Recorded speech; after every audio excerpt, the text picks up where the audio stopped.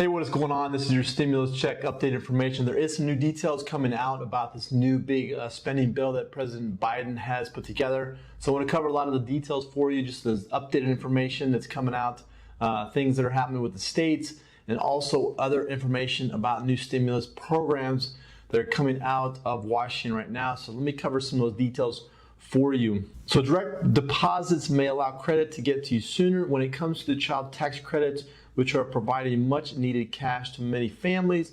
By signing up for a direct deposit, you'll likely get the cash sooner compared to if you received it by paper check. Plus, checks may be delayed in the mail or could get stolen or lost as well. So there's a group recently said that it suggests increasing the child tax credit coverage would help reduce hardships. So finally, the NBER found increasing the child tax credit coverage rate would be required in order for material or hardship to be reduced further. Self-reports suggest that the lowest income households were less likely than higher income families to receive the first child tax credit payments, the paper added. As more children receive the benefits in future months, material hardship may decline further. Even with imperfect coverage, however, our findings suggest that the first child tax credit payments were largely effective at reducing food insufficiencies among lower income families and children. So California orders new car insurance stimulus checks. California has ordered car insurers to provide larger refunds because they enjoyed increased profits during the pandemic. Between March to September last year, insurers returned an average of 9% of premiums according to the California Insurance Department. Companies could have returned 70% according to that analysis. In fact, insurers have shortchanged policyholders by $125 per car on average. The lack of refunds has led to California Insurance Commissioner Ricardo Lara express frustration. So on behalf of the consumers, I am out of patience, Lara said in a statement. So who qualifies for the unemployment refund? The American Rescue Plan Act, which was signed on March 11th, included a $10,200 tax exemption for 2020 unemployment benefits. The exemption, which applied to federal taxes, meant that unemployment checks sent during the pandemic weren't counted as earned income. But because the change happened after some filed their taxes, IRS is issuing refunds for overpayments, or it may use it to pay other taxes owed. Unemployment tax refunds started to land in bank accounts in May and have continued throughout the summer and fall as the IRS processes the returns. So this new big spending bill by President Biden, his new framework, he's going to be talking about this today. Some of the things are left out in this new big spending bill.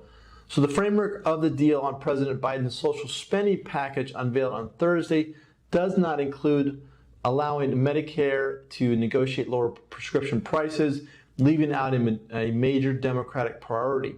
A senior administrative official told reporters there were not enough votes among Democrats to pass the policy. So President Biden has spent countless hours over the last several weeks discussing this topic with members of Congress and trying to secure a deal, the official said. But at the end of the day, there are not yet enough votes to get something across the line that will deliver what the American people need and expect on prescription drugs. So the absence of drug pricing in the package is a major fault or failure for the party on one of its key campaign pledges, in an area where the leaders like Biden and Nancy Pelosi are reportedly vowed to take action. Senator Kristen Sinema, as well as a small handful of House Democrats, were seen as obstacles to passing the policy. As rumors circulated about drug pricing provisions being dropped out or watered down on Wednesday, vulnerable House Democrats urged their party to keep a strong provisions in, noting they campaign on it.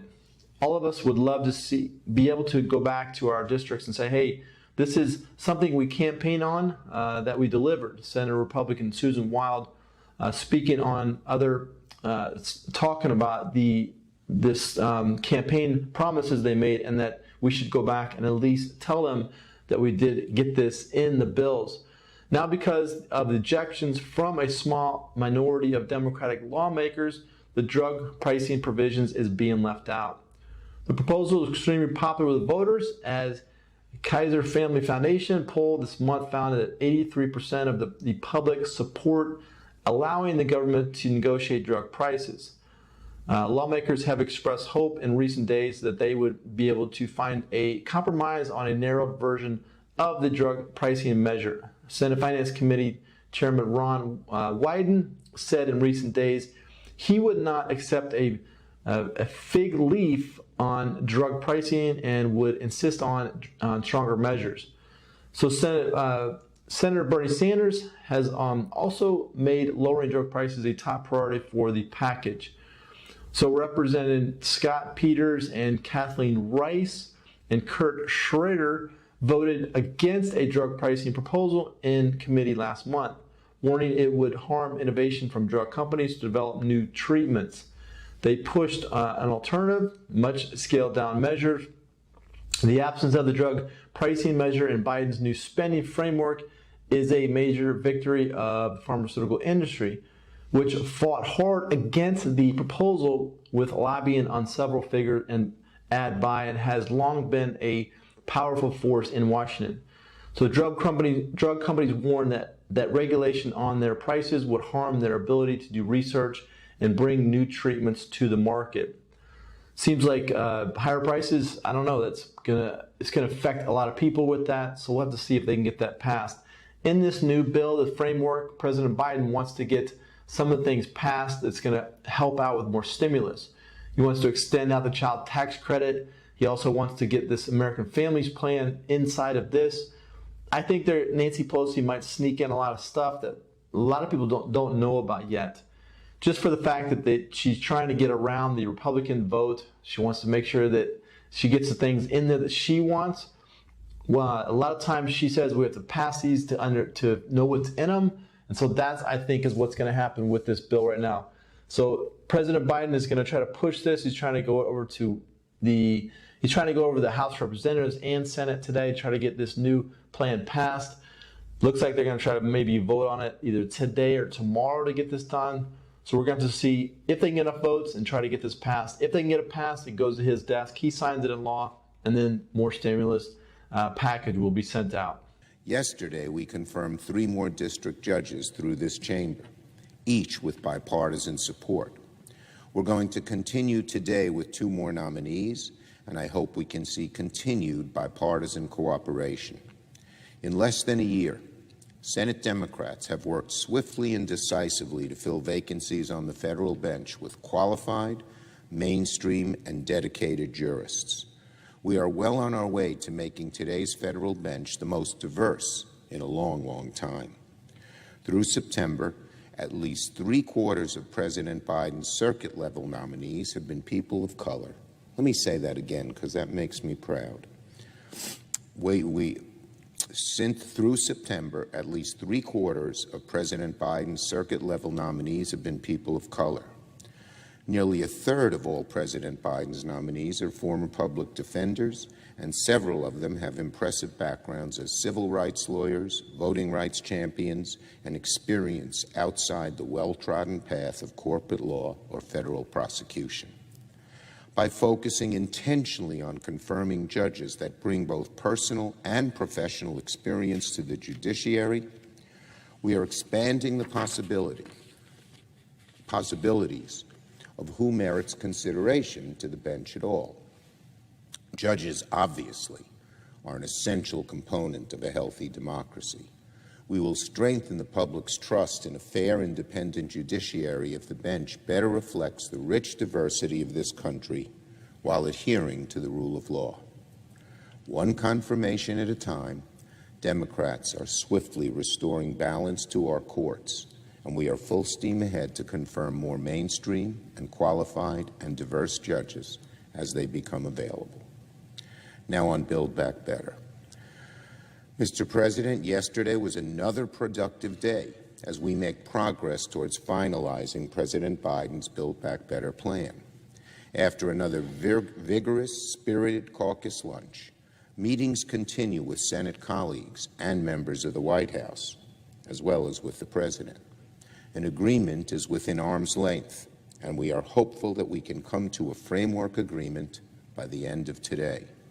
But we must continue working a little more to make sure it is the best deal possible for the American people. I am working especially hard to strengthen Medicare and make prescription drugs more affordable. Senator Sanders has worked hard to push for many of these Medicare provisions, and I support them. At its core, the goals of Build Back Better are about restoring the middle class in the 21st century, helping people who are in the middle class stay there, helping people who are struggling to get to the middle class to get there, and give more Americans the opportunity for good, fulfilling lives and better lives for their kids. And, of course, we must take bold action to tackle the climate crisis, which could overwhelm our globe all too quickly if we don't act.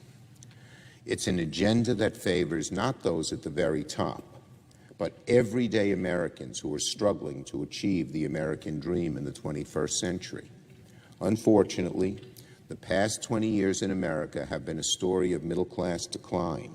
Even before COVID, the Federal Reserve estimated that over 40% of Americans in this day and age would still have trouble covering an emergency expense of just $400, which you can easily incur if you have to fix your car, make repairs at home, or visit a doctor. A few decades ago, the story was very different. For much of the post-war era, most Americans had confidence that if you were willing to work hard, you could save a little and you could leave something behind for your loved ones. Nobody was guaranteed riches, but the basic bargain in America was that those who put in an honest day's work would be able to make ends meet. Build Back Better is precisely about rekindling that faith in the American dream. That's no easy task. Americans face serious, severe challenges today that did not exist in the past. Raising a family is more difficult than ever. The challenges of finding and affording child care in pre-K have grown exponentially. Seniors are struggling to afford basic health care and prescription drugs. Mr. President, these are not luxury items. These aren't handouts or entitlements. These are essentials. They're essentials that families need in order to work and get ahead. And they are oftentimes much, much harder to afford than they were in the past. That's what we mean by providing ladders to the middle class and helping families stay in the middle class. That's what we mean by reviving that sunny American optimism which this country has lost in the last few decades. We got to get it back. And the only way we can get it back is by bold action that gives people renewed hope in their futures and the future of their children. The work we do right now will echo far into the 21st century. This is the best opportunity we've had in a long time to make sure that the decades to come will offer the same or even greater opportunities that Americans enjoyed in the past. And if Democrats keep working together, if we keep our eye on the ultimate goal, and we keep negotiating to find that legislative sweet spot, then we will succeed in rewarding the trust that the American people have placed in us. I yield the floor.